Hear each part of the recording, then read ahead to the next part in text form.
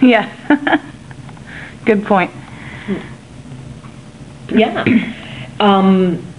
Yes, it entails a time commitment. That's why we call it service. And it's something that people who want to be involved need to think about. Now, there's other ways of being involved in at Ohio University. You don't have to serve in Graduate Student Senate.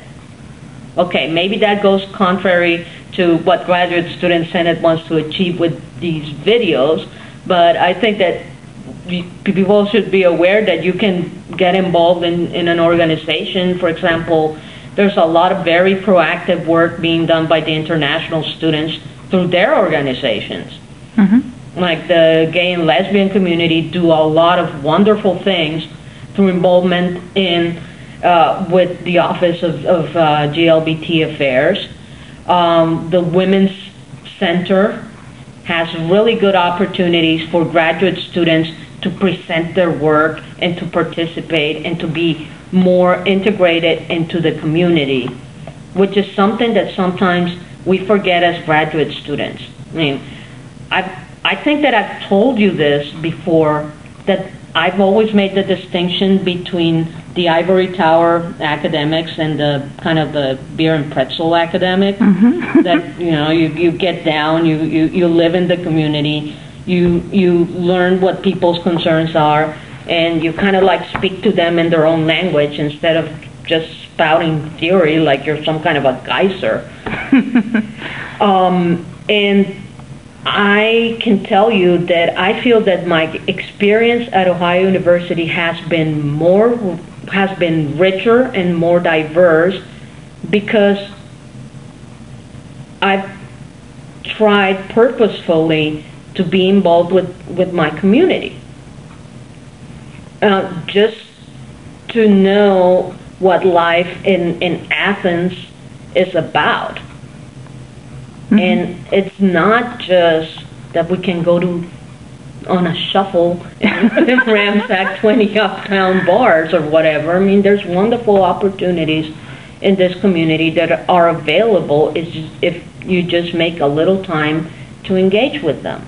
And I think that's always a positive thing. It can be anything you want. Some of us are going to be here. I have hopefully just another year to go. I have lived and been part of this community for, this is the beginning of my 4th year. I did my master's here, and it's been a wonderful experience that has given me as much as I have been willing to put into it. Cool. Awesome. All right, last thing, is there anything that you would like to add to your wonderful video interview, the first in our series of Your Senators in Action, about GSS or grad school at OU or grad school in general? One of my biggest concerns about, let's say, grad school in general is that, well, now I'm in my 4th year, so that kind of has like subsided, and I think that our department has been really good about training us and giving us opportunities to become better teachers. We have done a lot of work to instill that sense of ethics and commitment and just learning new techniques and new ways to handle a classroom. That has been one of my biggest concerns, and it was something that I was very much involved in last year in our department. But sometimes I think about how other people come here and they don't have the same departmental support. And it can be really overwhelming when you're walking into your first classroom and you see all your students that are kind of just like staring at you or doing something else or texting or on Twitter, God knows what else. And how do you deal with that? It is part of being a grad student that we end up, some of us end up in the classroom.